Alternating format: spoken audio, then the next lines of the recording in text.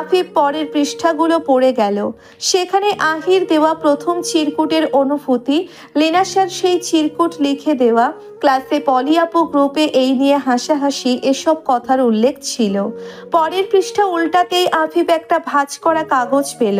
সেটা খুলতেই দেখলো একটা মলিন স্কেচ, যেটা দেখতেই আফিফের মনে পড়ল এটা সেই স্কেচটি যেটা আহি তাকে প্রথম দিয়েছিল আর সে হারিয়ে ফেলেছিল। সেই স্কেচের নিচে লেখা, তোমার কাছে আমার গুরুত্ব এত কম কেন এয়ার? আমি তোমার ফেলনা যত্নে রাখি, আর তুমি আমার আঁকা স্কেচটিও আগলে রাখতে পারলে না। এর পরের পৃষ্ঠায় আঁকা রাস্তার উপর একটা স্যান্ডেলের স্কেচ, তার পাশেই লেখা, তোমার ফেলনাও আমার কাছে অনেক মূল্যবান এয়ার। আজ তুমি স্যান্ডেলটি ফেলে গিয়েছিলে, আর আমি কুড়িয়ে নিয়েছি। ঝড় ঝঞ্ঝা উপেক্ষা করে তোমায় দেখতে গিয়েছি। রাস্তায় এক কোমর জল, তাই বাবা গাড়ি দেয়নি। আমি পানিতে ভেসে গেলে তুমি কিন্তু হারিয়ে ফেলতে এক উন্মাদ প্রেমিকা। ভীষণ ভালোবাসি তোমাকে এয়ার।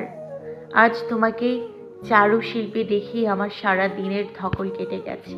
আফিফ আর নিজেকে আটকে রাখতে পারল না। ডায়েরি বন্ধ করে ওয়াশরুমে চলে গেল। আয়নার সামনে নিজেকে দেখে বলল, কিছুই নেই আমার মধ্যে, তবুও আমাকে কেন এত ভালোবেসেছিলে? আমি তো জানতাম তুমি আমাকে ভালোবাসো, কিন্তু এইভাবে আমি তো এবার নিজের সাথেই চোখ মেলাতে পারছি না। আমি অপরাধী আহি, আমি তোমার অপরাধী। সারা রাত ঘুমায়নি আফিফ, ওয়াসিফকেও পড়ায়নি। এদিকে ওয়াসিফ মামা বকেছে তাই মুখ ভার করে বসে আছে। তার অভিমান বাড়ছেই। বকুনি দেওয়ার পর তো মামা অন্তত তার অভিমান ভাঙাতে আসে, কিন্তু আজ আসছেই না। মামা ভাগ্নে আজ রাতে খায়নি। আফিফা বেগম আর রেনু এই নিয়ে চিন্তায় অস্থির। অন্যদিকে আফিফ মেঝেতে বসে আছে আহির ডায়েরি হাতে। পড়ছে আহির উন্মাদনার গল্প। প্রথম আফিফকে একজোড়া স্যান্ডেল কিনে দেওয়া, আর সেই চিরকুট, আফিফের অ্যাক্সিডেন্টে আহির ছুটাছুটি, আফিফের রক্ত লেগে থাকা সেই জামাটা যত্ন করে তুলে রাখতে চাওয়া, মনিয়া খালা সেই জামা ধুয়ে ফেলায় আহির কান্নাকাটি, আবার সেই জামা পরেই আফিফের স্কেচ আঁকার প্রত্যেকটি ঘটনা সেই ডায়েরিতে লেখা। এরপর কয়েক পৃষ্ঠা পর লেখা, প্রথম তোমার চোখাচোখি। তার নিচে লেখা ছিল চারুশিল্পের মেলায় আফিফের ক্যালিগ্রাফিগুলো কেনার কথা। কিভাবে সালমা ফৌজিয়াকে রাজি করিয়ে আফিফের ক্যালিগ্রাফি সব কিনে নিয়েছিল আহি। পরের পাতায় লেখা ছিল, আমাদের চোখাচোখি হলো, আমার বুকটা কেঁপে উঠেছিল, অথচ তুমি আমার হৃদকম্পন শুনলে না। আমার ভেতরটা কিভাবে উত্তাল হওয়ার মতো এলোমেলো হয়ে গিয়েছিল, অথচ তুমি বুঝলে না। তুমি কি আমাকে একটু খেয়াল করো না? আফিফ ডায়েরিটা বন্ধ করে বালিশের নিচে রাখলো। দম বন্ধ করা অনুভূতি। পরেই আফিফের ভিতরটা চুরমার হয়ে যাচ্ছে। তাহলে আহির কি অবস্থা হয়েছিল? ডায়েরিটা অনেক বড়, এক রাতে শেষ হবে না। আফিফের চোখ জ্বালা করছে, অস্থির লাগছে। ইচ্ছে করছে ছুটে গিয়ে আহিকে জড়িয়ে ধরতে, তাকে সান্ত্বনা দেওয়ার জন্যে। তখন কেন আফিফ আহির পাশে ছিল না? আফসোস হচ্ছে খুব। জীবনের অনেক সিদ্ধান্তে আজ খুব আফসোস হচ্ছে তার। ডায়েরির প্রতিটি পাতায় স্কেচ। কোথাও খোলা মাঠে বসে একটা ছেলে ছবি আঁকছে, আর তার পাশে একটা মেয়ে দাঁড়িয়ে আছে। কোথাও রাস্তায় দাঁড়িয়ে থাকা একটি ছেলে বোতল থেকে পানি খাচ্ছে। পাশে কাঁধে ব্যাগ নিয়ে দাঁড়িয়ে আছে একটি মেয়ে। মেয়েটির দৃষ্টি ছেলেটির দিকে, ঠোঁটে মিষ্টি হাসি। কোথাও বা আকাশের দিকে তাকিয়ে থাকা একটি ছেলে। অন্যদিকে সেই ছেলের দিকে ভাবুক দৃষ্টিতে তাকিয়ে আছে একটি মেয়ে। আহি চারুশিল্পে এমন কোনো বৃহস্পতিবার শুক্রবার যায়নি যেদিন আফিফকে ডায়েরিতে ধারণ করেনি। তারিখ সহ লেখা আছে। প্রতিদিন আফিফের পিছু নেওয়া ছাড়াও সপ্তাহের বাকি দিনেও টুকিটাকি আফিফকে নিয়ে লেখায় পুরো ডায়েরির অর্ধেক পাতা ভর্তি। আফিফের চোখে পড়ছে ছোট ছোট বাক্য। কোথাও লেখা, এয়ার, এই ভালোবাসার নাম কি দেয়া যায়?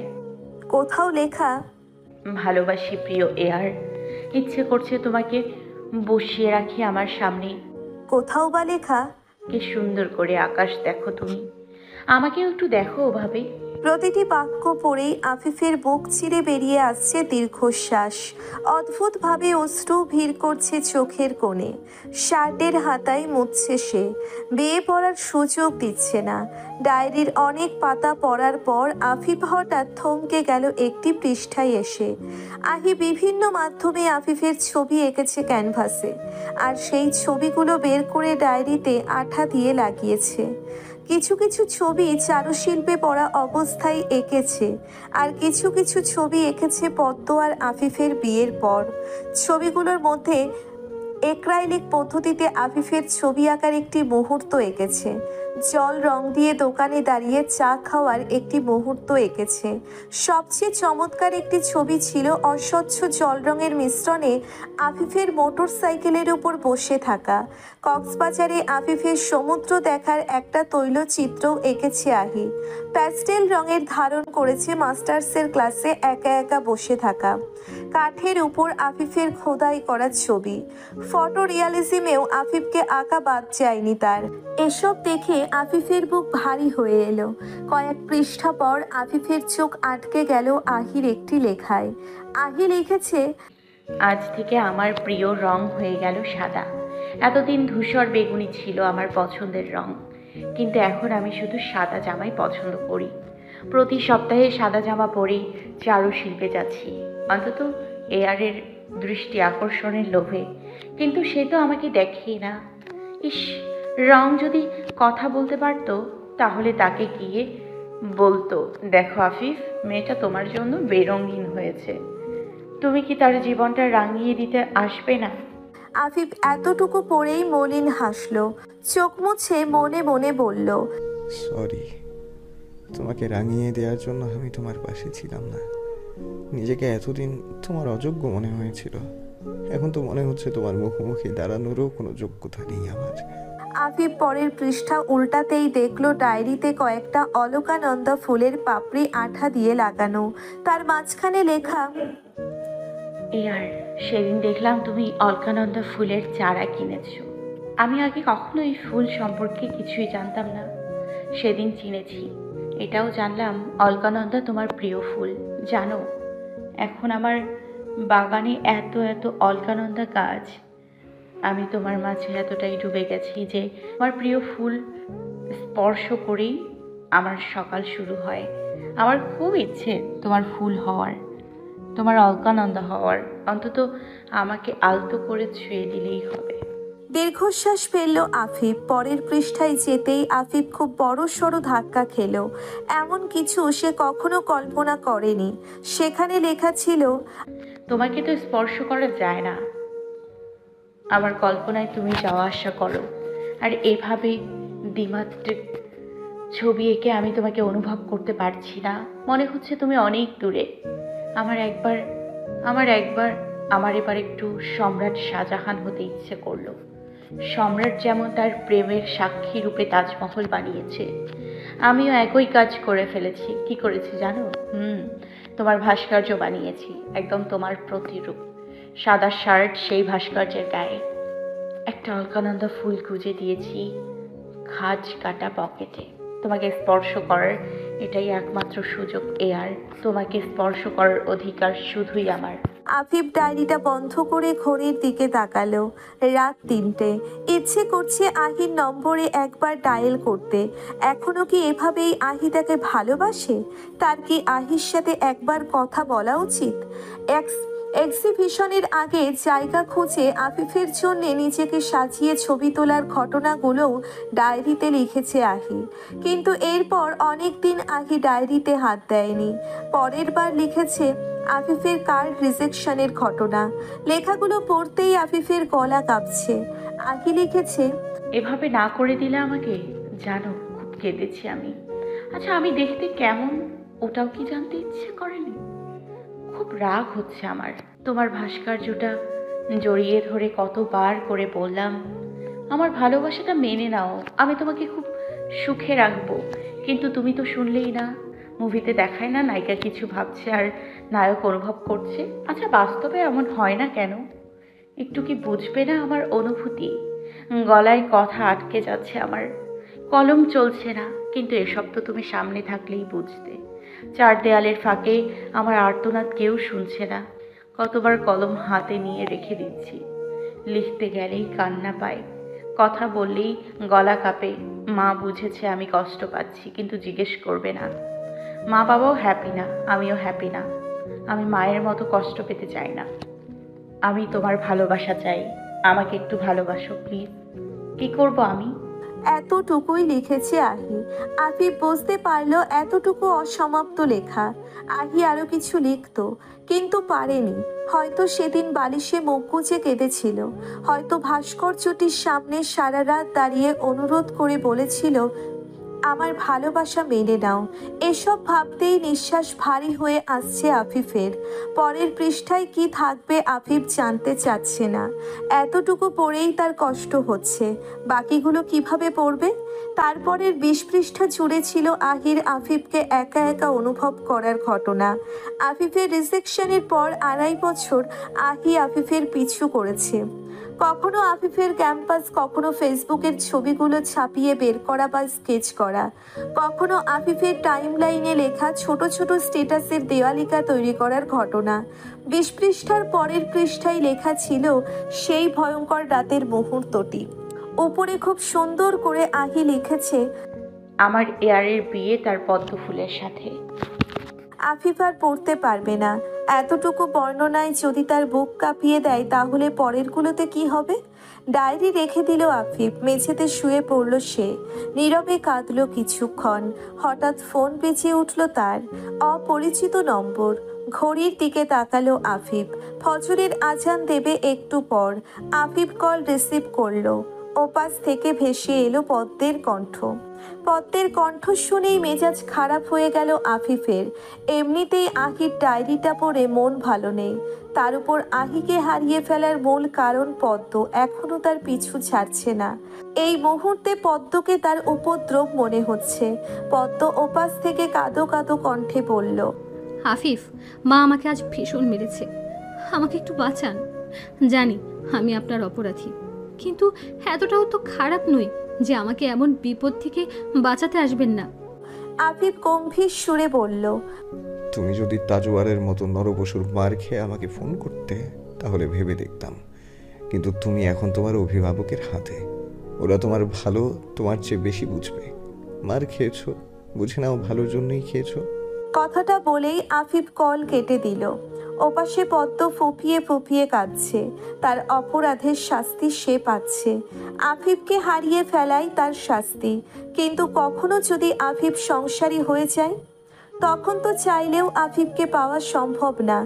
এখন যেহেতু তালাক হয়ে গেছে, আফিফকে দ্বিতীয়বার পাওয়ার একমাত্র সুযোগ অন্য কাউকে বিয়ে করে তার কাছ থেকে তালাক নেওয়া। পদ্ম মনে মনে ভাবছে, বাবা যে প্রস্তাবটা এনেছে, আমি কি তাহলে সেই লোকটাকে বিয়ে করে নেব? তারপর না হয় তাকে ছেড়ে দিলাম, এরপর আফিফের সাথে আবার বিয়ে হবে। এমন ভাবনা আসতেই পদ্মের মন ভালো হয়ে গেল। পদ্ম ভুলেই গেল আবেগের তাড়নায় অবাস্তব চিন্তা করছে সে। ভাবতেই পারিনি সেদিন আমাকে জীবনের এতটা ভয়ঙ্কর অধ্যায়ের মুখোমুখি হতে হবে। বাবা মার ডিভোর্স হয়ে গেছে অনেক দিন, আমি একা থাকি। বাবা দেরি করে বাসায় আসে। আমার জীবনে কোনো সার ছিল না, কোনো আনন্দ ছিল না। লিনাশা ছিল হাসির কারণ, সেও নেই এখন, কেউ নেই। সবাই চলে গেছে আমাকে ফেলে। এই মুহূর্তে আমার শরীরে জ্বর প্রায় 102 ডিগ্রি। আমি ডায়েরি লিখছি এমন অবস্থায়।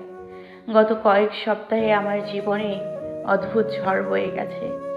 এত ঝড় ঝাপটার কাছে 102 ডিগ্রি জ্বর খুবই হাস্যকর। বাবা মায়ের আলাদা হয়ে যাওয়াটা আমার ভাবনার মধ্যে ছিল, বরং তাদের বিচ্ছেদ না হওয়াটাই আমাকে ভাবাতো। ভাবতাম মা কিভাবে এত কম্প্রোমাইজ করছে, কিভাবে সহ্য করছে বাবাকে। এখন তো বুঝতে পারছি বাধ্য হয়েই করেছে।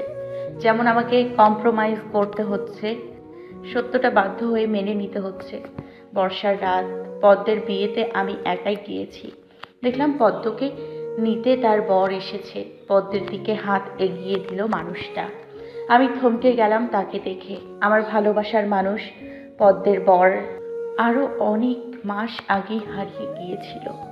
এখন তো পদ্মকে নিয়ে যাবে, সরি পদ্ম না, পদ্ম ফুল। এখন তো পদ্ম আমার কাছেই পদ্ম ফুল। সেই সম্বোধন আমারও হওয়া উচিত। তার ভালো লাগার সব কিছুকেই নিজের ভালো লাগা ভেবে নিয়েছিলাম।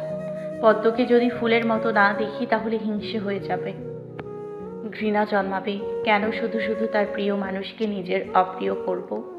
তার প্রিয় রং, তার প্রিয় ফুল, তার প্রিয় সবটাই যেহেতু আমার প্রিয়, তবে তার প্রিয় মানুষটা কেন আমার প্রিয় হবে না? সেদিন বর্ষার রাতে আমি তার আর পদ্ম ফুলের বিয়েতে গেলাম। যে কণ্ঠ শুনে আমার ফ্রেমে তুলে রাখতে ইচ্ছে হতো, সেই কণ্ঠে শুনলাম পদ্ম ফুল। যার স্পর্শ পাওয়ার লোভে ভাস্কর্য বানিয়েছিলাম, সেই মানুষটা ধরল অন্য কারোর হাত। তাদের বিয়ের খাবার গলা দিয়ে নামছিল না, জোর করে খেয়েছি, কেঁদেছিও ভীষণ।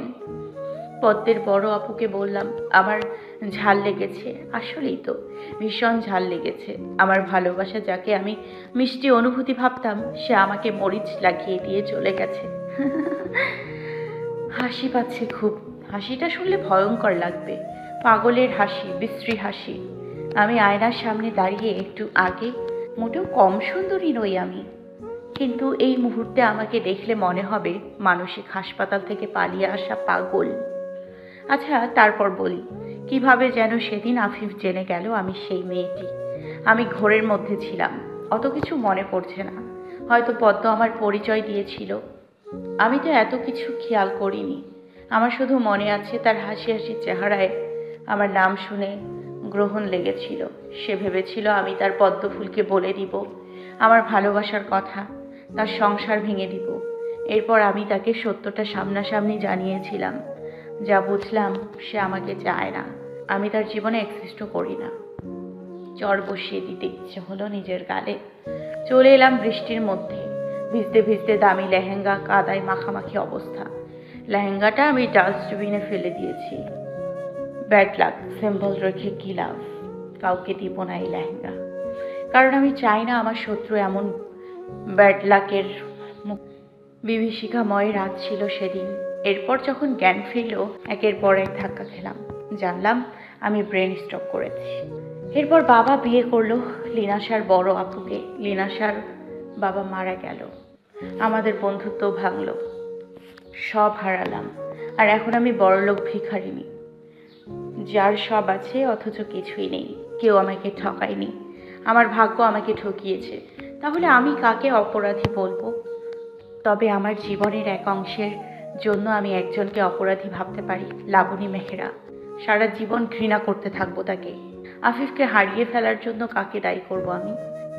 এতটুকু পরেই আফিফ নিজের আলমারিতে যত্নের সাথে ডায়েরিটা রেখে দিল।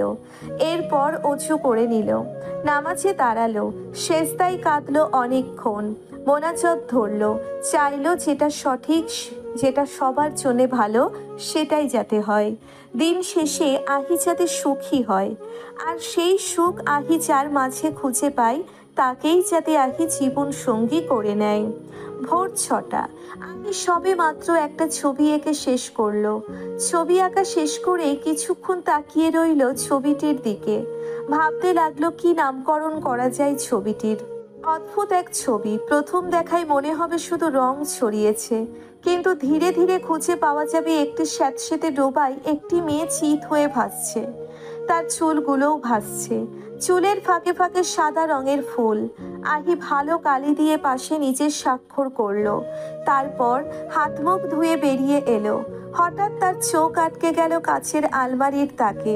খটকা লাগলো তার, তড়িৎ গতিতে আলমারি খুলে আশেপাশে ঘাঁটতে লাগলো। বিড়বিড় করে বলল, ডায়েরিটা তো এখানেই রেখেছি। আহির স্পষ্ট মনে আছে কাল ওয়াসিফের কাছ থেকে নিয়ে ডায়েরিটা সে এখানেই রেখেছিল। আহি এবার পাশ ফিরে খেয়াল করলো তার ড্রেসিংয়ের টুলটা বাঁকানো, কাল আর আজ একবারও সে সেই টুলে বসেনি। তাহলে কি ওয়াসিফ নিজের সাথে তার ডায়েরিটাও নিয়ে গেছে? এমন সাংঘাতিক কাজ করবে ছেলেটা? আহি বিশ্বাস করতে পারছে না। সে পাগলের মতো খুঁজতে লাগলো তার ডায়েরি, রুমের বাইরে এসেও খুঁজলো। আহির নিজের নিরাপত্তার জন্য পুরো ঘরে সিসি ক্যামেরা লাগিয়েছিল, সাথে নিজের রুমেও লাগিয়েছিল। আহি ল্যাপটপ চালু করে গতদিনের ফুটেজ দেখলো। সত্যিই গতকাল আহি রুম থেকে বেরোতেই ড্রেসিংয়ের সেই টুল টেনে কাঁচের আলমারি খুলে সেই ডায়েরিটা ব্যাগে ঢুকিয়ে ফেলেছিল ওয়াসিফ। আহি ল্যাপটপ বন্ধ করে দীর্ঘশ্বাস ফেলল। অবশ্য এখানে বাচ্চাটারও দোষ নেই। হয়তো আহির ডায়েরি খুলে স্কেচগুলো দেখে তার আগ্রহ জন্মেছিল, তাই নিয়ে গেছে। আহির অস্থির লাগছে। এই ডায়েরিটা দেখে সে অনুভব করে আফিফ তার আশেপাশে আছে। আহি এবার দেওয়াল ঘড়ির দিকে তাকালো। 6:30 বাজে। এত সকাল সকাল কাউকে ফোন দেওয়াটা অভদ্রতা। আহি অপেক্ষা করলো।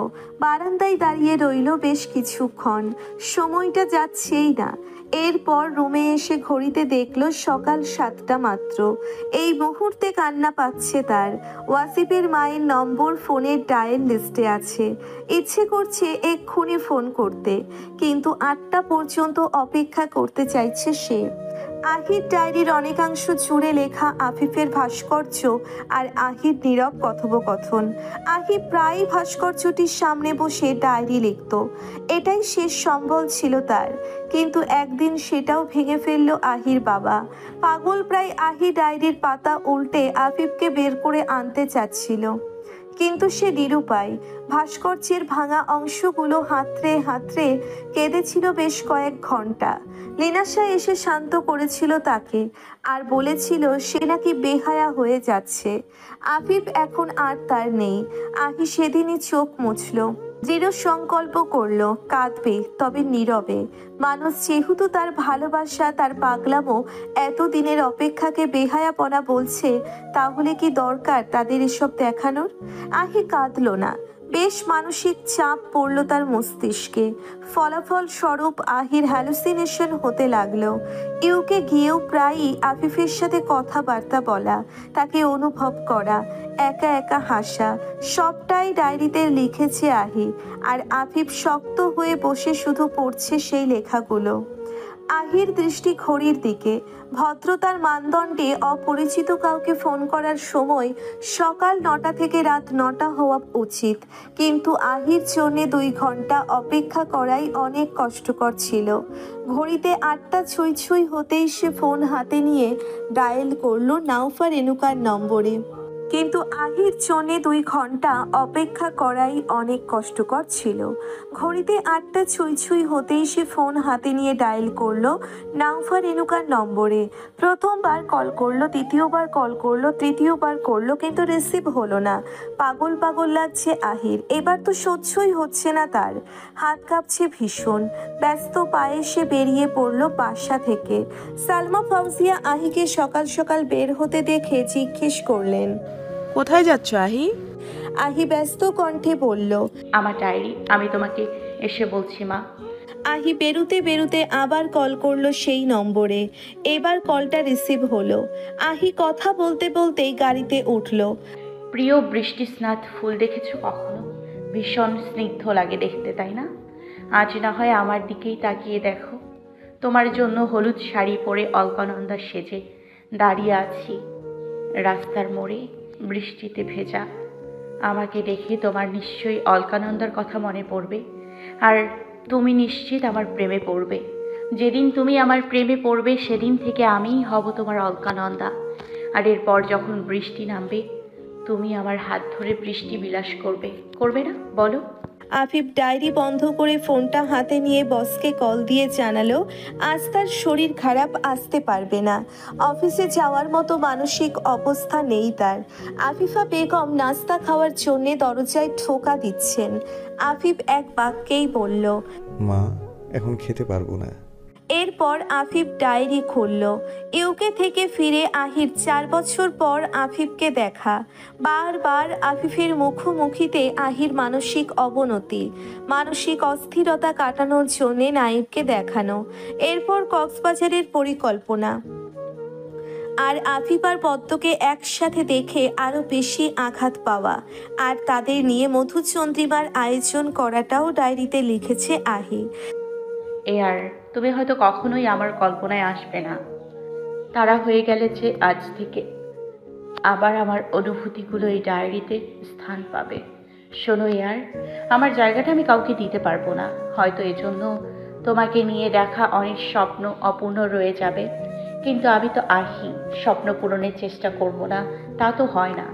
তোমাকে নিয়ে দেখা স্বপ্নগুলো পূরণ হবে ইয়ার। আমি সেই স্বপ্ন পূরণ করব আজই। একটা স্বপ্ন ছিল আমার, সাগর পাড়ে তোমার সাথে সমুদ্র বিলাস করব। এক রাতের জন্য একটা ছোট্ট সাজানো ঘর বাঁধবো সমুদ্রে পাড়ে। আজ এই স্বপ্ন পূরণ হবে। আমার কল্পনায় দেখা তুমিটা এবার বাস্তবে হাসবে। তোমার ভালোবাসার মানুষকে নিয়ে তুমি সমুদ্র দেখবে, শুনবে সাগরের আর্তনাদ। তোমার চোখে আটকে থাকবে তোমার ভালোবাসার মানুষটির মিষ্টি হাসি। তোমার বুকে ঝাপটে পড়বে সেই মানুষটা আসবে আজ। তোমার মনের মানুষ আজ তোমার মনের মতো করে সাজবে। এরপর 4টে পৃষ্ঠায় শুধু কলমের দাগ পড়েছে। 4টে পৃষ্ঠায় প্রথম পৃষ্ঠায় লেখা, আমার গায়ে গন্ধ লেগেছে বলে ফেলে দেবে তোমার টি শার্টটা? আমি তো পরতে চাইনি, পদ্ম দিয়েছিল তাই পরেছি। জানি কোনো অধিকার নেই, কিন্তু যতক্ষণ তোমার টি শার্ট গায়ে ছিল মনে হয়েছিল তুমি আমাকে জড়িয়ে ধরে রেখেছো। তোমার আর পদ্মের সংসার দেখেছি আজ, ভীষণ সুন্দর সংসার। আমি এই সংসারে নজর দিব না, চিন্তা করো না। দ্বিতীয় পৃষ্ঠায় লেখা, তোমার স্পর্শ পাওয়ার অনুভূতিটা আমাকে আজ জীবনের জন্য তোমার করে দিয়েছে আফিফ। কাপ্তাই ঘটা আজকের প্রতিটি মুহূর্ত আমি মনে রাখবো, কারণ সেই মুহূর্তে তুমি আমার পাশে ছিলে। তৃতীয় পৃষ্ঠায় লেখা, সত্যি কি তুমিও আমায় ভালোবাসতে এয়ার? তাজওয়ার কেন বললো এ কথা? চতুর্থ পৃষ্ঠায় লেখা, এতটা ঘৃণিত আমি? আমার চেহারাটাও দেখতে চাও না? আর তোমার চেহারা না দেখে যে আমি অস্থির হয়ে যাই। বেশ তো, আসবো না তোমার সামনে, আর কখনো লিখবও না তোমাকে নিয়ে। তুমি তো চলে যাচ্ছ অন্য জায়গায়, এই শহরটা রেখে যাচ্ছ আমার জন্য, যেই শহরে তোমার সাথে প্রথম দেখা, আমার একতরফা ভালোবাসার গল্প লেখা, আমার স্বপ্ন ভাঙা, আমার তোমাকে বারবার হারিয়ে ফেলা। এরপরে সব পৃষ্ঠা খালি। অর্থাৎ আহি গত 5 বছরে ডায়েরিতে আফিফকে নিয়ে কিছুই লেখেনি।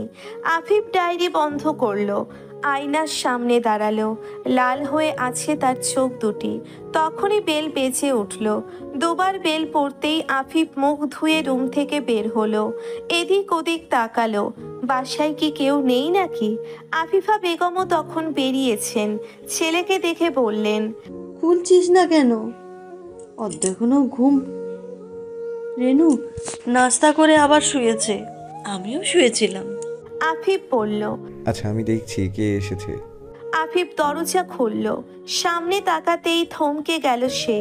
আফিফের মুখোমুখি এলোমেলো দৃষ্টি জোড়াও যেন থমকে গেল সামনের মানুষটিকে দেখে। কথা বলার ভাষা হারিয়ে ফেলল উভয়েই। আফিফ অস্ফুট স্বরে বলল, আহি, আহি কিছু বলতে পারল না। অশ্রু ভিড় করলো তার চোখে। আবার কেন দেখা হলো মানুষটার সাথে? এখন কি আবার হারিয়ে ফেলবে তাকে? থমকে আছে মুহূর্ত, নিস্তব্ধ চারিপাশ, কারো মুখে কথা নেই। আফিফকে থম মেরে দাঁড়িয়ে থাকতে দেখে আফিফা বেগম দরজার কাছে এসে দাঁড়ালেন। আহি আফিফা বেগমকে দেখে সালাম করলো। তুমি কে? তোমাকে আগে কোথাও দেখেছি? তিনি সালাম নিয়ে আহিকে জিজ্ঞেস করলেন। আহি আফিফের দিকে তাকালো। আফিফ ভিতরে ঢুকে গেল। হাত কাঁপছে তার, অকারণেই ঘামছে সে। কপাল মুছে নিজের রুমের দিকে যেতেই রেনু বেরিয়ে এলো। সে আফিফকে জিজ্ঞেস করলো, কে এসেছেন? আফিফের গলা দিয়ে কোনো শব্দ বেরুচ্ছে না। রেনু ভাইয়ের চোখের দিকে অবাক দৃষ্টিতে তাকিয়ে রইল। বাইরে থেকে আহি বলল, ওয়াসিফের আম্মুর সাথে কথা বলা যাবে? রেনু আহির কণ্ঠ শুনে দরজার কাছে যেতেই চমকে উঠল। আহি রেনুকে দেখে ক্ষীণ কণ্ঠে বলল, ওয়াসিফ ভুলে হয়তো আমার একটা ডায়েরি নিয়ে এসছে, একটু এনে দিন, আমি চলে যাচ্ছি।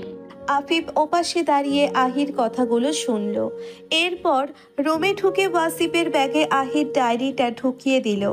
রেনু আফিফের যাওয়ার দিকে তাকিয়ে আহির হাত ধরে তাকে ভিতরে ঢোকালো।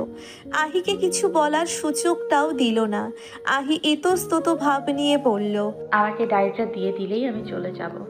রেনু আহির কথার তোয়াক্কা না করে তাকে বসার ঘরে নিয়ে সোফায় বসালো। আফিফা বেগম রেনুর কাণ্ড দেখে অবাক দৃষ্টিতে তাকিয়ে আছেন। রেনু এবার আহির পাশে বসে বলল, এত ফর্মালিটির কেন আহি? আহি নিচের দিকে তাকিয়ে আছে। আফিফের মুখোমুখি হতে চায়নি সে, তবুও আজ তাকে আফিফের সামনে এসে দাঁড়াতে হলো। নিশ্চয়ই আফিফ বিরক্ত হয়েছে, মনটা খচখচ করছে আহির। রেনু আহির মনোযোগ আকর্ষণ করে বলল, তোমার খোঁজ নিতে চেয়েছি। ভাইকে কতবার বললাম তোমার সাথে যোগাযোগ করতে, কিন্তু করলো না। আহি রেনুর দিকে তাকালো, মলিন হেসে বলল, আমার খোঁজ কেন নেবে? আমার জন্য তোমাদের জীবনে এত ঝামেলা হয়েছে। আফিফা বেগম বলে উঠলেন, তুমি সেই আহি? আমার এই জন্যই তো তোমাকে চেনা চেনা লাগছিল মা। তুমি ওই মেয়েটা আমাকে ফোন করতো আমার ছেলের খোঁজ নেওয়ার জন্য। আহি চকিত দৃষ্টিতে তাকালো আফিফা বেগমের দিকে। ওই মুহূর্তেই আফিফ ভেতর থেকে রেনুকে ডাকলো। রেনু উঠে চলে গেল। আফিফা বেগম আহির পাশে এসে বসলেন। আহির হাত ধরলেন আলতো করে। চোখ চিকচিক করে উঠল তার। কাঁদো কাঁদো মুখ, কাপা কণ্ঠে বললেন, আমি কত চেয়েছি তুমি আমার ছেলের বউ হও। এত মিষ্টি লাগতো তোমার কণ্ঠ। বয়স হয়েছে তাও আধো আধো মনে হয়। আহি হালকা হাসি ফেরত দিল। আফিফা বেগমের কথাগুলো বুঝতে একটু কষ্ট হচ্ছে তার। ওদিকে রেনু আফিফের সামনে এসে দাঁড়ালো। আফিফ রেনুর হাতের ব্যাগ ধরিয়ে দিয়ে বলল, এখানে আছে হয়তো। রেনু ব্যাগটা একপাশে রেখে বলল, ভাইয়া চলো সত্যটা জানাও। কি জানাবো? তুমিও ভালোবাসতে আহিকে। না, কখনো না। ভাইয়া আহি তোমাকে এখনো ভালোবাসে। তোকে কে বলেছে? তুমি ওর চোখের দিকে তাকাওনি। যদি সত্যি ভালোবাসা না থাকতো তাহলে কেন এত লুকোচুরি? তোমাকে আবার হারিয়ে ফেলার ভয় কেন ওর চোখে? তুই জানিস না আহি কি করে? অনেক ভালো ছেলে ডিজার্ভ করে, আমি ওর যোগ্য না। আফিফের চোখে অশ্রু টলমল করছে। সে চোখ সরিয়ে নিয়ে বলল, আমি আহিকে কোনো মানসিক চাপ দিতে চাচ্ছি না। এই মুহূর্তে আহি যদি জানে আমি ওকে ভালোবাসি, খুব স্বার্থপর শোনাবে কথাটা। যখন ওর আমাকে প্রয়োজন ছিল তখন আমি কোথাও ছিলাম না, আর এখন ওর সব আছে। আমার এই মুহূর্তে ওর সামনে দাঁড়ানোরও যোগ্যতা নেই। ভালোবাসার যোগ্যতা দেখে না ভাইয়া। তুমি যদি আহির ভালোবাসা বুঝতে এই কথা বলতে না। সব মেয়ের ভালোবাসা পদ্মের মতো না। কিছু মেয়ে স্বার্থহীনভাবেও ভালোবাসে, যেমন আহি। এখন মনে হচ্ছে আসলেই আহিকে বোঝার সেই যোগ্যতা তোমার নেই। আফিফ রেনুকে বের করে দিয়ে দরজা বন্ধ করে দিল। এরপর দেওয়ালে হেলান দিয়ে বিড়বিড় করে বলল, তুই বুঝবি না রেনু, বুঝবি না আমার মধ্যে কি যাচ্ছে। আমি কত বড় অপরাধী। আমি ওর পাশে ছিলাম না যখন ওর একমাত্র আশ্রয় আমি মানুষটা হওয়া উচিত ছিলাম। শুধুমাত্র আমার জন্য আমাকে পাওয়ার স্বপ্ন দেখে মেয়েটা এত কষ্ট পেয়েছে। আমি তো সব সমস্যার মূল। এখন তো আহি নীলাশকেও পেয়েছে। ওর মা আছে, ক্ষমতা আছে ওর, যা ওর কাছে সেই সময় ছিল না। এই মুহূর্তে আমি ওর সামনে এসে যদি বলি ভালোবাসতাম, স্বার্থপর শোনাবে কথাটা। অবশ্যই আমাকে বলবে তখন কোথায় ছিল সেই ভালোবাসা? তখন কেন একলা ফেলে চলে গিয়েছিলাম? কেন পদ্মকে বিয়ে করে সংসার বেঁধেছিলাম? আহি কি বিশ্বাস করবে আমি সেই মুহূর্তে কতটা অসহায় ছিলাম? যদি মনে করে মিথ্যা বলছি, আমার কাছে কোনো প্রমাণ নেই। আর পদ্ম কি কখনো আহিকে বলবে সে কত বড় অন্যায় করেছে? পদ্ম না বলা পর্যন্ত আহি কি শুধু আমার কথাই বিশ্বাস করবে? আমি সেই মুহূর্তে কোন অবস্থায় গিয়ে এমন সিদ্ধান্ত নিয়েছিলাম? রেনু আহির সামনে এসে ব্যাগ থেকে ডায়েরিটা বের করতেই আহি সেটা নিয়ে উঠে দাঁড়ালো। রেনু বলল, একটু বসো। আহি ভিতরের দরজার দিকে তাকিয়ে বলল, না, আমি কাউকে বিরক্ত করতে আসিনি। আমি তো জানতাম না এটা পদ্মের স্বামীর বাড়ি। ভালো থাকবেন আপনারা। রেনু আহির পথ আটকে দৃঢ়স্বরে বলল। এটা পদ্মের স্বামীর বাড়ি না। আহি ভ্রুকুচকে বলল, মানে? তুমি জানো না পদ্ম আর ভাইয়ার 5 বছর আগে তালাক হয়ে গেছে। কথাটা শুনে আহি ভীষণ অবাক হলো। বিস্ময় ভরা কণ্ঠে জিজ্ঞেস করলো, কেন? রেনু তার গলার ওড়না সরিয়ে দিল। আহি রেনুর ঝলসে যাওয়ার বুকের দিকে তাকিয়ে বলল, কিভাবে হলো এটা? তুমি কি বিশ্বাস করবে আমার কথা? কেন বিশ্বাস করব না? তোমার বান্ধবী পদ্ম আমাদের জীবনটা শেষ করে দিয়েছে। পদ্ম কিভাবে ছল করে আফিফকে বিয়ে করেছে, কিভাবে রেনুকে নিয়াজির সংসারে আটকে রেখেছিল, কিভাবে তাজওয়ারের সাথে মিলে আফিফ আর আহিকে আলাদা করেছে, সবটাই জানালো রেনু। আহি সব শুনে ধপ করে সোফায় বসে পড়ল। রেনু আহির পায়ের কাছে বসে বলল, আমার ভাইয়া আমার সামনে কাঁদেনি, মানুষটা এতটা চাপা স্বভাবের, সব চুপচাপ সহ্য করে গেছে। আমাকে মাকে কিচ্ছু জানায়নি। তোমার বিশ্বাস হবে না হয়তো আমার কথা, পদ্ম তোমার ছোটবেলার বান্ধবী, তাই ভাইয়া ভয় পায়, তুমি বিশ্বাস করবে না, তাই তোমার সামনে যাইনি। কতবার বলেছি চট্টগ্রাম গিয়ে তোমার সাথে যোগাযোগ করতে, আমি অসুস্থ, নয়তো আমিই যেতাম। তোমার ফোন নাম্বার ভাইয়ের কাছে আছে, তোমার কলের অপেক্ষায় ছিল, তুমি হয়তো ফোন দিবে। গত 5 বছরের সিমটা চেঞ্জ করেনি ভাইয়া। আহি চোখ মুছে উঠে দাঁড়ালো। রেনু বলল, আমার ভাইয়া তোমাকে ভালোবাসে আহি। আহি দ্রুত পায়ে বাসার বাইরে বেরিয়ে এলো। আহি চলে যেতেই রেনু দীর্ঘশ্বাস ছাড়ল। মিনমিনিয়ে বলল, হয়তো আমিই ভুল ছিলাম। আহি সিঁড়ি বেয়ে নেমে এলো। ঘোরের মধ্যে হাঁটছে সে। বুকের সাথে শক্ত করে চেপে ধরল ডায়েরিটা। নিচে নেমে গাড়ির কাছে এসে দাঁড়ালো। বারান্দায় দাঁড়িয়ে আছে আফিফ। আহি হুট করে 4 তলার বারান্দার দিকে তাকালো। আফিফ সরে গেল সাথে সাথেই।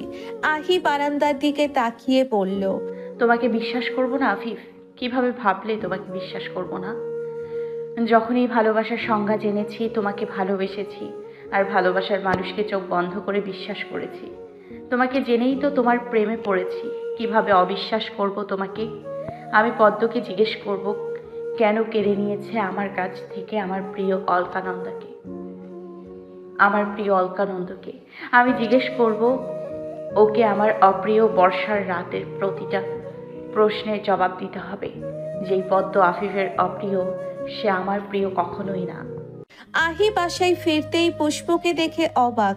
পুষ্প আহির গলা জড়িয়ে ধরে বলল, আন্টি আর নানু কক্সবাজার এসেছে, ভাবলাম দেখা করতে আসি। ভালো করেছিস। আমি একা আসিনি, উজ্জ্বল ভাইয়া আর চাচিও এসেছে। আহি থতমত খেয়ে গেল বেশ। ভেতরে ঢুকেই উজ্জ্বলকে দেখে মুচকি হাসলো। এরপর সে মায়ের দিকে তাকালো। সালমা ফাউজিয়ার ঠোঁটে রাজ্য জয়ের হাসি। নিশ্চয়ই মা বিয়ের জন্য আজ তাকে পিড়াপিড়ি করবে। আহি এসব পরিস্থিতিতে পড়তে চায় না। সে সোজা সিঁড়ি বেয়ে উপরে উঠে গেল। ব্যাগ বের করে গুছিয়ে নিল। 3 দিনের যাত্রা, উদ্দেশ্য পদ্মের বাড়ি যাওয়া। লিনাশাকেও মেসেজ করে দিল, লিখলো, পদ্মের সাথে অনেক বোঝাপড়া বাকি, পাশে থাকলে তুই পুষ্পকে নিয়ে চলে আসিস, আমি ঠিকানা বলে দিব। আহি উজ্জ্বলের সামনেই বেরিয়ে এলো। উজ্জ্বলের বেশ খারাপ লাগলো। একটু কথাও বলল না। গাড়িতে উঠতেই পুষ্পের কল। আহি রিসিভ করতেই বলল, আমাকে অপমান করলি তুই? তুই আর তোর জামাই আমার বাসায় ওয়েলকাম, উজ্জ্বল সাহেবও ওয়েলকাম, কিন্তু ঘটক আর পাত্রদের আমি ওয়েলকাম করি না। আমার পথের কাঁটা এরা। কথাটা বলেই আহি কল কেটে দিল। ড্রাইভারকে বলল ঠিকানা। কয়েক ঘন্টার পথ। আহি ফোনের স্ক্রিনে আফিফের নম্বরটির দিকে তাকিয়ে আছে। মনে মনে ভাবছে, এত অপেক্ষা কেন করেছো ইয়ার? আমার মতো একবার না হয় বেহায়া হয়ে দেখতে, আমি কিন্তু তোমাকে ফিরিয়ে দিতাম না। এদিকে আফিফ থম মেরে বসে আছে মেঝেতে। রেনু ধীর পায়ে ভাইয়ের রুমে এসে তার পাশে বসলো। আফিফ মলিন হেসে বলল, আমি বলেছি না ও আমাদের কথা বিশ্বাস করবে না, আর পদ্মকে সত্যটা বলবে না। রেনু ভাইয়ের কাঁধে হাত রেখে বলল, মন মানছে না ভাইয়া, আহির চোখে তোমার প্রতি সেই ভালোবাসা এখনো কিভাবে আছে? ভালোবাসা হয়তো 5 বছর আগে আমি হারিয়ে ফেলেছি। এরপর হয়তো আমাকে নিয়ে সে ভাবেইনি। পরক্ষণেই আফিফের মনে প্রশ্ন জাগলো, তাহলে ডায়েরিটা এখনো কেন যত্নের সাথে রেখে দিয়েছে আহি? পদ্মের বাড়িতে এসে অবাক হলো আহি। বাড়িতে তোড়জোড় চলছে, সবাই ব্যস্ত।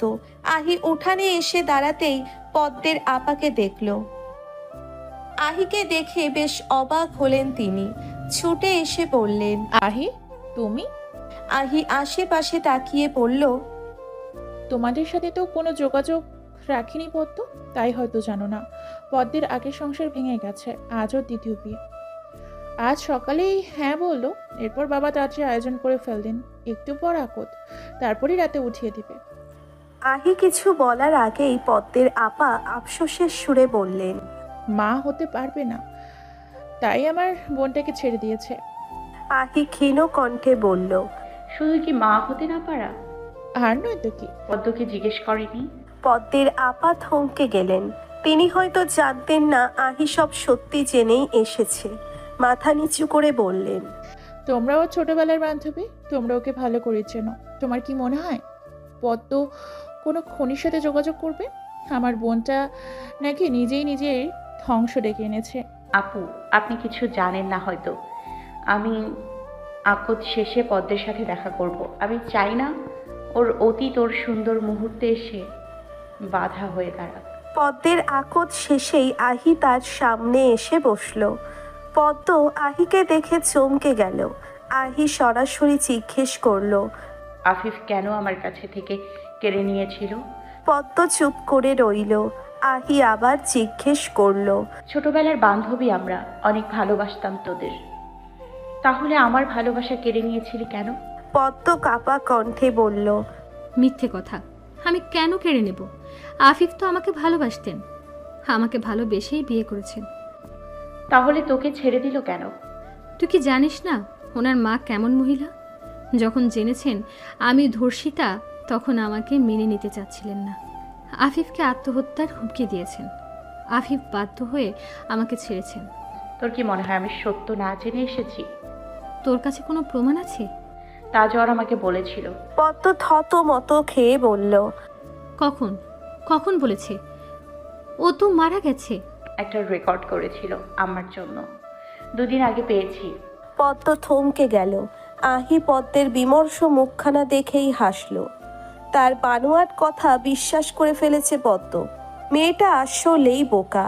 বোকা প্রেমিকা যখন প্রেমে ভুলভাল কাজ করে, তখন তার জীবনের পরিণতি হাস্যকর হওয়াই স্বাভাবিক। আহি বলল, এমনটা আমার সাথে না করলেও পারতি। পদ্ম ক্ষীণ কণ্ঠে বলল, হ্যাঁ, আমি ভুল করেছি, কিন্তু আমিও ভালোবেসেছি। আমার জায়গায় তুই হলে এমনটাই করতি।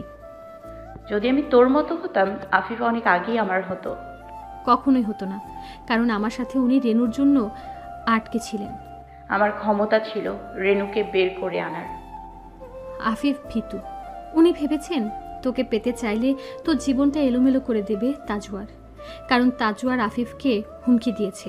সে যদি সরে না যায়, তাহলে তাজওয়ার তোর সাথে ঠিক তেমনই করবে যেমনটা আফিফের বড় আপুর সাথে করেছেন। আমি আহি, হেরে যাই না, হারিয়ে যাই। হারিয়ে প্রমাণ করেছি শেষ জয়টা আমারই হবে। আফিফকে পাওয়ার একমাত্র কাঁটা আমাকে সরাতে হয়নি, আল্লাহ নিজেই সরিয়ে দিয়েছেন। দেখ কে কেড়ে নিয়েছে আর কার ভাগ্যেই লেখা ছিল। তুই তো চুরি করেছিস, চুরির কোনো কিছুই হজম হয় না। পদ্ম আহির সামনে হাত জোর করে বলল, ক্ষমা করে দিস, তোর এখন কোনো কিছুর অভাব নেই, আর আমার তো অভাবের শেষ নেই। আমার জন্য আফিফকে ছেড়ে দে। যখন আমার জীবনে সব কিছুর অভাব ছিল, আমি নিঃস্ব ছিলাম, তখন কি তুই আফিফকে আমার হাতে তুলে দিয়েছিলি? তখন আমি ওর স্ত্রী ছিলাম।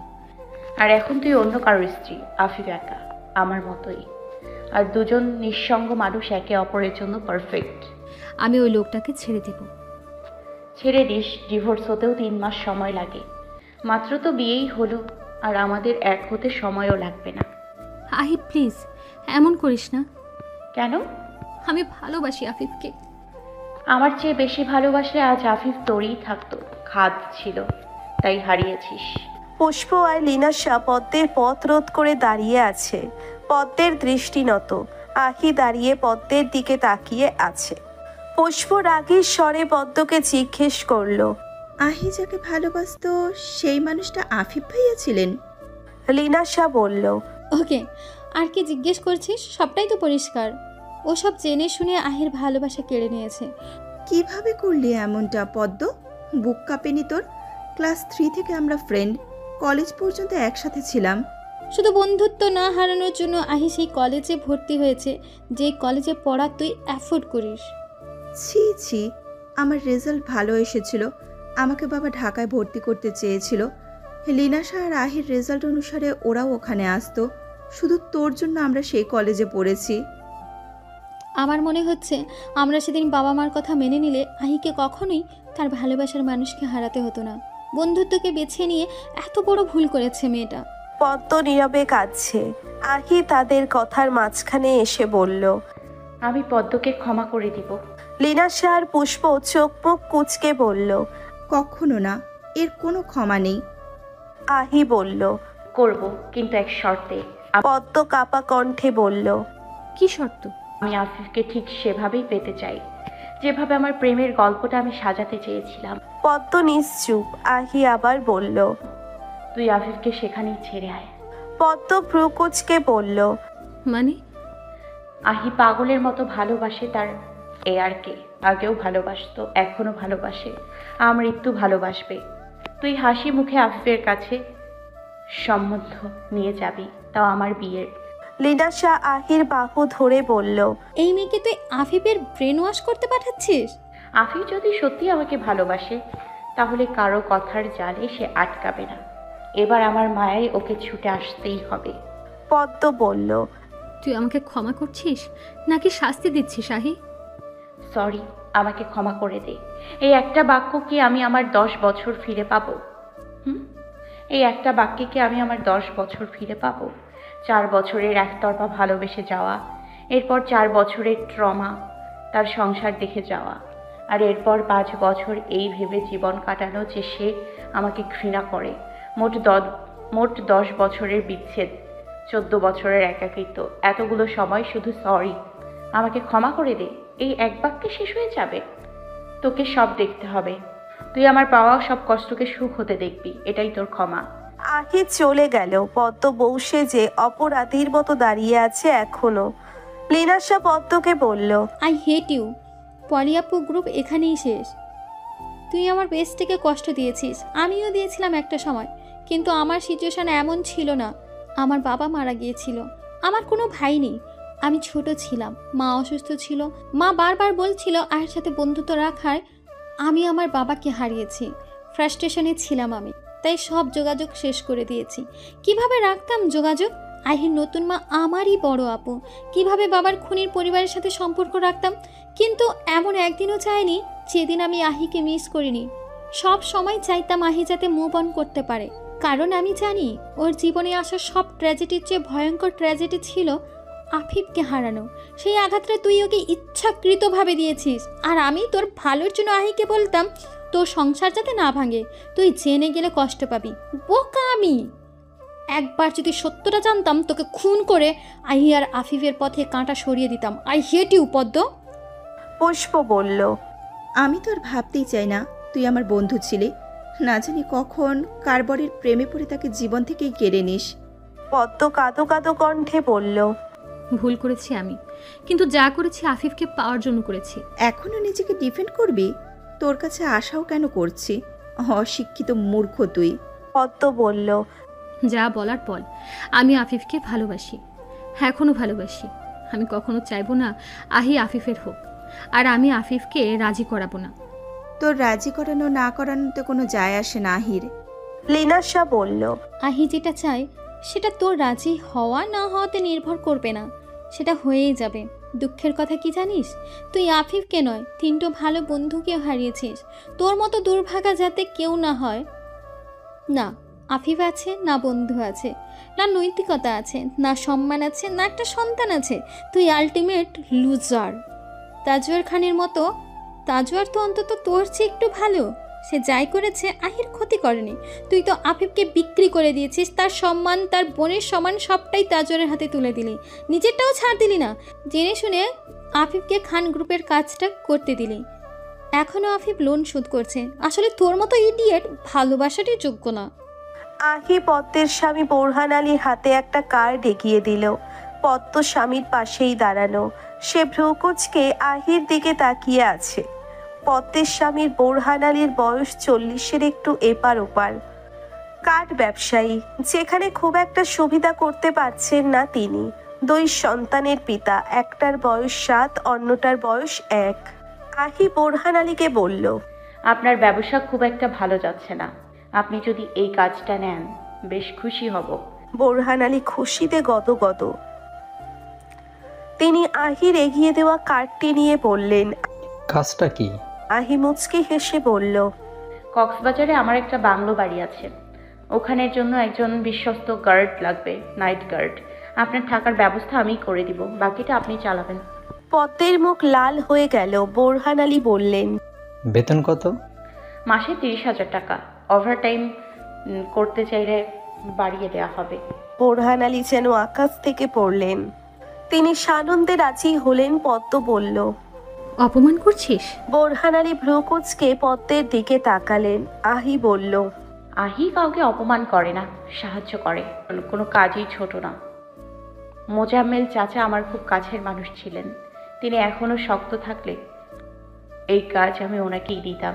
তোর স্বামী আমার ভাইয়ের মতো, তার শিক্ষাগত যোগ্যতা অনুসারে এই কাজটা অনেক সহজ, আর এর বেতনও অনেক বেশি। সরাসরি কোম্পানিতে কাজ দিলে খাটতেও হতো, এমপ্লয়ীদের কথাও শুনতে হতো। বোরহান আলী বললেন, আমার এই কাজ খুব পছন্দ হয়েছে, আমি করব কাজটা। আহি পদ্মের দিকে তাকিয়ে হাসলো। লিনাশা চাপা স্বরে আহিকে বলল, কেন দিয়েছিস ওনাকে কাজ? মরুক না ও। অভাব তো পদ্মের জন্য কিছুই না। পদ্মের অভাব তখন হবে যখন ভালোবাসার অভাবে তার হৃদয়ে খরা হবে, ভালোবাসার হৃদয়ে তার খরা হবে। আমি যেভাবে দহন যন্ত্রণায় ছটফট করেছি, পদ্মকেও একইভাবে ছটফট করতে হবে, তখনই আমি শান্তি পাব। এবার সব ওর সামনে হবে, এবারও আমার সংসার দেখবে। 2 দিন চট্টগ্রাম ঘুরে কক্সবাজার ফিরল পুষ্প, আহিয়া, লিনাশা। নাইব লিনাশাকে দেখেই বলল, কেমন বউ তুমি, স্বামী সন্তান ফেলে চলে গেছো? লিনাশা বলল, কেন? তোমার ছেলে তো তোমার সাথেই বেশি থাকে। লাবিব বলল, পিয়ালি তো ছোট। পুষ্প, তুমি তো আমার 12টা বাজিয়ে দিয়েছিলে। পুষ্প বলল, এখন বুঝেছো অফিস আর বাচ্চা একসাথে দেখা আমার জন্য কতটা কষ্টকর? বাসায় এসে তো শুধু হাত পা ছড়িয়ে টিভি দেখো, এসে তো রান্নাঘরে একটা প্লেটও এগিয়ে দাও না। আহি বলল, হয়েছে এত অভিযোগ? আমি যদি সংসারী হই, আমার বরকে শুধু রান্না করে খাওয়াবো। লিনাশা আর পুষ্প ভ্রুকুচকে আহির দিকে তাকালো। আহি মুখ চেপে হাসলো। নাইব আর লাবিব বলল, শেখো কিছু আহির থেকে। লিনাশা বলল, খুব ফ্যান্টাসি লাগছে এখন, সংসার শুরু কর, তারপর বুঝবি। আহি নাইব আর লাবিবকে বলল, ফ্যান্টাসি তো আমার লাগবেই। রানীরা কি করে? রাজার আশেপাশে ঘুরঘুর করে, ঘরে হেঁটে সময় নষ্ট করে, কারণ তাদের কোনো কিছুর অভাব নেই। আল্লাহ আমাকেও কিছুর অভাব দেননি। অভাব ছিল ভালোবাসার। জীবন যুদ্ধে নেমে পড়লে একটা মেয়ে রানী হয়ে থাকতে পারে না, তাকে রানীর মতো রাখতে জানতে হয়। তারপরেই একজন পুরুষ বিনা মুকুটে রাজা হতে পারে। আর রাজাদের বিরুদ্ধে অভিযোগ মানায় না। ভাইয়ারা অভিযোগ না করে রানী করে রাখুন, দেখবেন রাজার হালে থাকবেন। একদিন না হয় সংসারটা একাই করলেন, অন্তত এটা তো বুঝলেন আমার বান্ধবীদের ছাড়া আপনারা কতটা ছন্ন ছাড়া। নাইব লিনাশার হাত ধরে বলল, লিসানা তো আমার জীবনের সবচেয়ে গুরুত্বপূর্ণ মানুষ। লাবিব পুষ্পকে কাছে টেনে এনে বলল, সরি বউ, বেশি বলে ফেলেছি, রাগ করো না।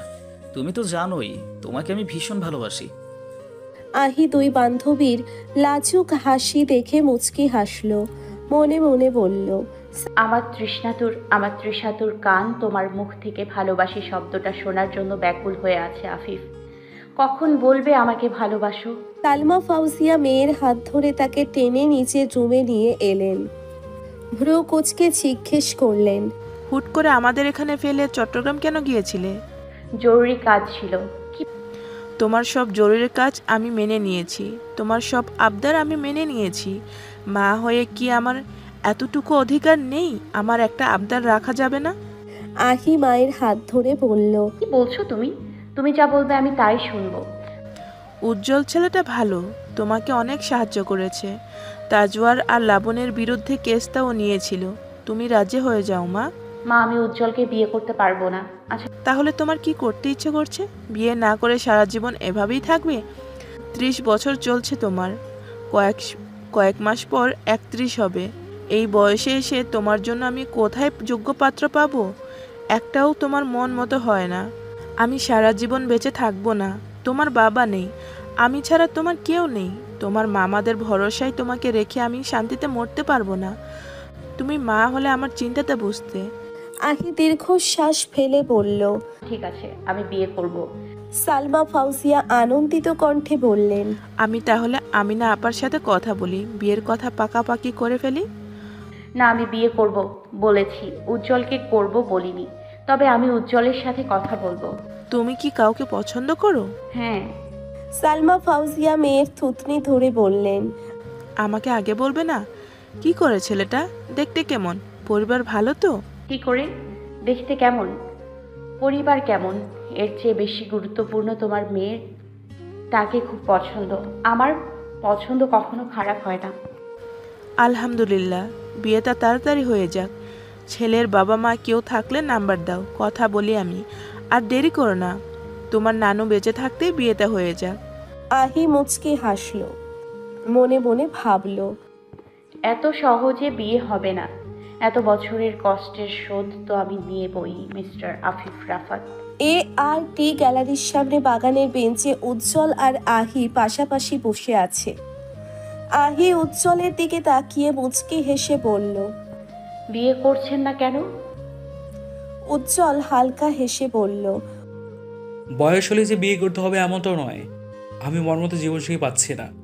আপনার কেন মনে হলো আমি আপনার মনের মতো মানুষ? তোমাকে যতটুকু জেনেছি তাতেই মনে হলো। আমি একজনকে ভালোবাসি। উজ্জ্বল আহির দিকে তাকালো, সেকেন্ড খানিক নীরব থেকে বলল, আগের সেই মানুষটা নাকি নতুন কেউ?